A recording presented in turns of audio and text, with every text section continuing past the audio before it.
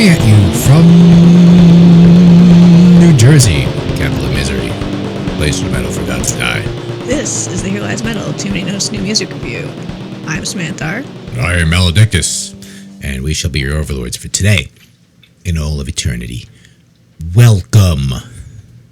So what do we have today, Maledictus? We have a band called Kombate. Kombate. With their album, No Me Verán Caer. I think that was pretty... No me verán caer. There you go. Caer. That's much better than me. I'm supposed to be the one that speaks Spanish, right? Are you? Not really. So yeah, this is a new album. And what about this band? So this is a speed heavy metal band from Buenos Aires, Argentina. They are Ruth Stomper on guitars, Magdalena A. Gatti on vocals, Conde Chavez on bass, and Diego Stupanengo on drums. I wonder if that's I don't know if those are real names. I think only Ruth Stomper might be a pseudonym. Right, because that doesn't sound really like for Argentina. But you never know. There's a lot of different people in Argentina. Yeah. Okay.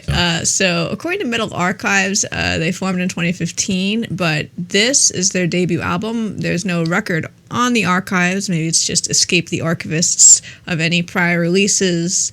But yes, No Me Verán Caer came out. I'm gonna have a quicker way of saying that. We don't have to keep saying that. Came out March 21st, 2022 on CD via Despreciable Realidad. And when I say on CD, I mean only on CD. There's no Bandcamp. There's no streaming, of course, of any sort. But you can listen to it for free on YouTube or buy the CD if you live around there. These guys are going to set the new trend in selling CDs again. They're going to bring CDs back single-handedly, these guys. I mean, everyone releases CDs. Oh, really? They still do that? Okay. Yeah. Usually not just only, though. I thought it was, they do streaming or records or tapes, like CDs are so uncool, we're not going to touch it. Okay. But now, anyway, it's time for the Here Lies Metal 5-point bidirectional classification scale, including the categories genre loyalty, listenability, production style, musical complexity, and just plain fun. And neither side of these scales means goods or bads. Let's begin. True or nonconformist? What is it? We're going to get a number one for true. Very true, very nostalgic homage to that brand of heavy metal with the speed metal edge. To me, they sound like they could have been one of those like second string bands in the 80s coming up under Judas Priest. I think like Running Wild. I think there's some obvious comparisons you could make to Acid, but they're kind of like an unpunked version of Acid, like just metal version of Acid. Yeah, this is pays very accurate and genuine homage to those sort of second string bands of the early 80s, those sort of speed metal post kind of new wave British heavy metal kind of thing. Yeah, like the stripped down ones that kind of like they didn't have production values of Priest, but they love Priest. Yeah, the ones that would like play at L'Amour's and stuff, instead of like the arena, Okay. But yeah, so we've got heavy metal riffs, we've got good time riffs, we've got mean riffs, we've got fast riffs, very nostalgic riffs that'll make you feel like you've heard the song before.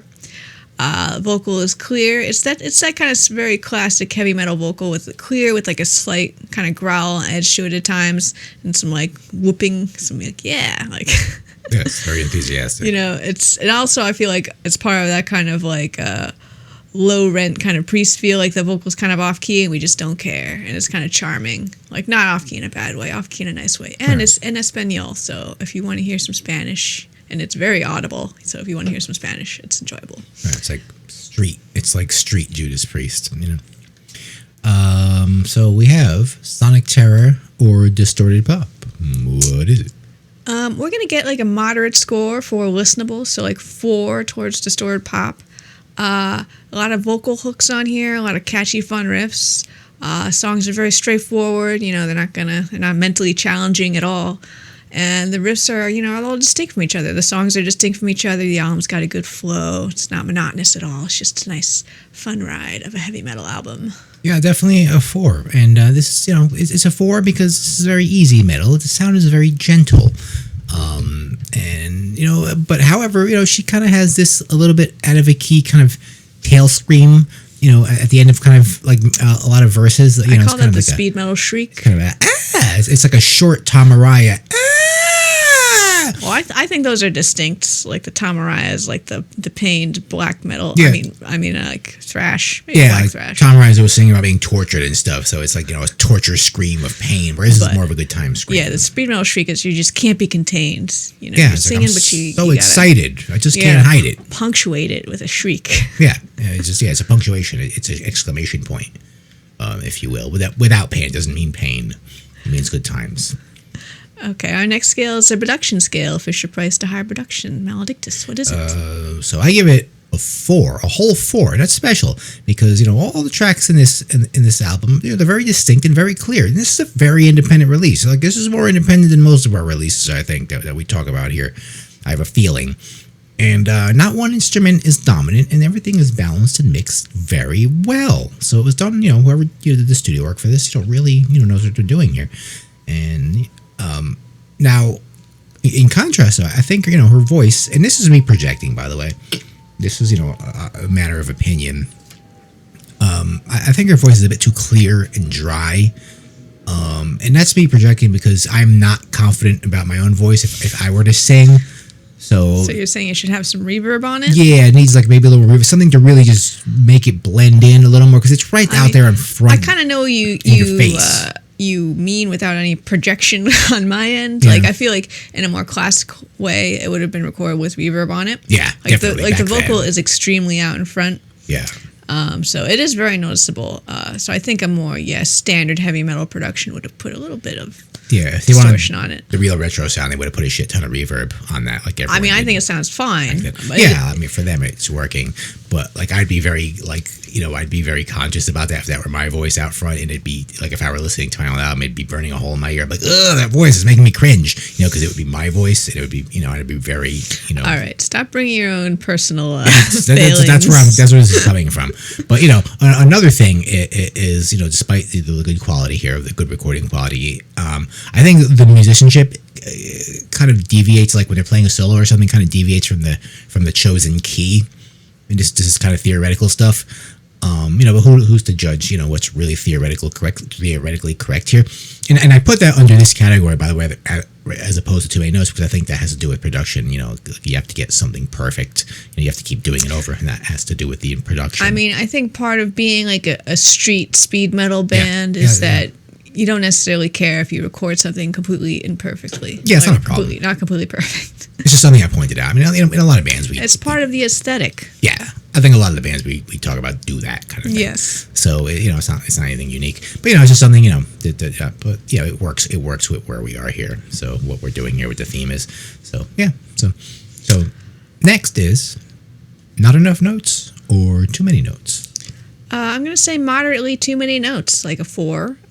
It's it's intense speed metal. I feel like I like to call it they hit the speed wall, which is like I feel like they're playing so breakneck fast that they start to trip over themselves and like make like it sounds like a tempo error sometimes. Yeah, the speed metal wheel can only spin at a certain RPM, but otherwise it flies off their axle there. I do think that sound of hitting the speed wall is a key element in all underground speed metal. So it's kind of like there's a certain point.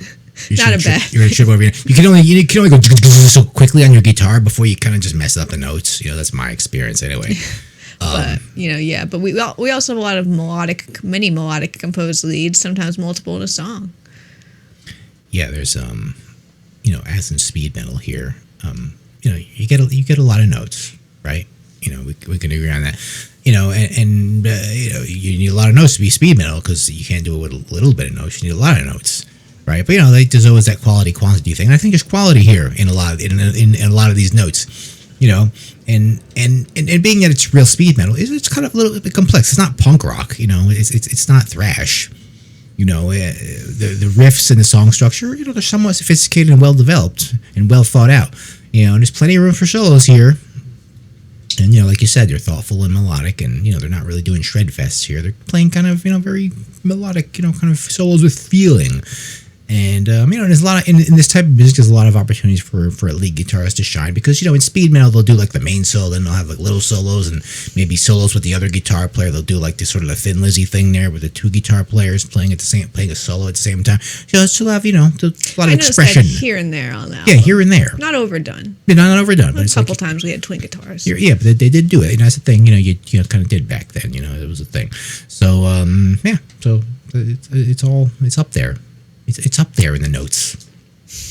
Next is fun or focused.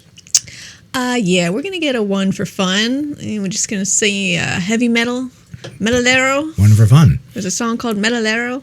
Yeah, that must be like an expression, like that. I guess that means like, hey, you're a metal guy. I think that means a metal guy. Hey, you're a headbanger. We don't get that excited. We don't get that excited about saying, we don't go. We don't point on the street. Maybe we just go, yeah, maybe that, but they're like, hey, metalero, like maybe that's their thing. That's an expression, in South America maybe, but here, I don't feel like in the English language we have an exciting word. That's how I look at it. All right, but yeah, it's a very fun album. Musically, it's very fun. It's a lot of fun to listen to, and I'm sure they had a lot of fun making it. Yeah. So that's a 1 for fun. It's definitely fun. So, all right, let's move on to the arts. We have art. Credit goes to Kino Garcia. So, this is like a parchment. Yes, we've recovered a burned parchment from maybe a burned down cottage or a castle, perhaps. Yeah, sometimes you run into those on Skyrim, like it's like a burnt down and things are damaged.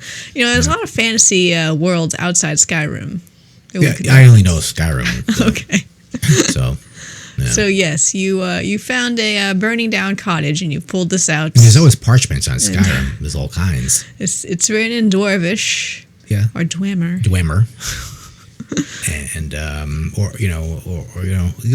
I think you could. Do the orcs have a language? They must. Yeah, they do. There's definitely orc symbols. But everyone kind of has their own language. But this looks like probably be like Dwemer or something. Yes. And this sword is like very Conan-like. It almost looks like something you'd find. This is like written kind of like Conan, like the way Conan is, like the metallic kind of thing. I think this is a call to arms for you to take up your sword arm in the name of Kombate. Kombate sounds like combat, right? It's like fighting. Yes. Right? Fighting barbarians. And you now request, and you will fight for the glory of heavy metal. Yeah, that's what that's usually what the battle was back then, for the glory of what? Heavy metal. Like, we have to. Yes. This was kind of a new thing back then, and maybe people were giving you a hard time about it. And you were like, we're going to fight for it. I don't think anyone really gives you a hard time anymore about it generally. But back then, I think it was a thing. I think, people were trying to stop you from making heavy metal, and therefore, as a result, this. And this is an homage to that era. That great era. Very simple album cover. But I think it does a good job in communicating what this band is all about. Mm-hmm. Yeah, a lot of fun. So, okay. In conclusion, I was really happy to find this because I love speed metal, I love heavy metal, and it's nice to hear some true. It's usually good coming out of South America, so it's nice to hear some. They're always really good at hitting the true heavy metal, and this is very typical. Like, this is exactly what you're looking for. And I think it sucks that there was no way for me to give them money. I mean, maybe I could have imported the CD if I tried really hard. Then you'd have to have a CD. Then you'd have to play a CD. I would love to see them get a Bandcamp set up. Or, like, maybe a tape could come out. That would be nice. I don't think we have a CD player. Not even in our computers. Yeah. No, you don't. I've got one in the car. There's one in the car. There is one in the car. It's a 2012. It's still got a CD player. Put a CD player in there. They have them in new cars. No, I don't think they do at all. Anyway, folks. Thank you for listening. This has been the Here Lies Metal Too Many Notes in Music Review. Yeah. Find us on the social medias. Find us on the Twitters, Here Lies Metal. Find us on the Instagrams, Metal Lies Here. And Facebook. It's just our name on Facebook. You know how to find it. And write something on there. And make sure to subscribe. And hit the thumbs up button or the thumbs down button. If you don't like a review. I mean, how you're not going to like a review. Come on. I'm not saying anything, controversial here. So, so do that. And, we'll see you for the next review.